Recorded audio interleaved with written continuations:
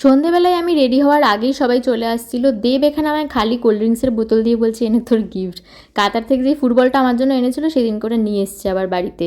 আর chocolate দিয়ে ভাবছে পার পেয়ে যাবে। সবসময় আমার জন্মদিনের পরে লেট করে গিফট দেয় আমাকে।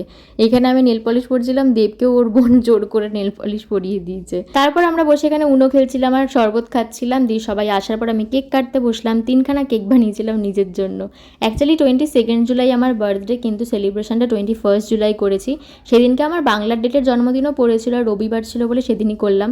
তারপর মা বাবার সাথে ফটো তুলে নিলাম, আরও বাকি সবার সাথে এক এক করে ফটো তুলে নিলাম। দিয়ে বন্ধুরা দিকে আমার কেক খাচ্ছে, আমি বেশি করেই কেক বানাই যাতে সবাই একটু বেশি বেশি খেতে পারে। দিয়ে যত রাত হচ্ছে এক এক করে সব খেতেও বসে পড়ছিল। আর এখানে দেখো আমার গিফট খুলছে সবাই মিলে। দিয়ে আমিও খেতে বসে পড়লাম। চিকেন 65টা দারুণ বানিয়েছিলাম। তারপর ছিল পোলাও, চিকেন, চাটনি, আর বর্ষা ওদিকে রসগোল্লা খাচ্ছে।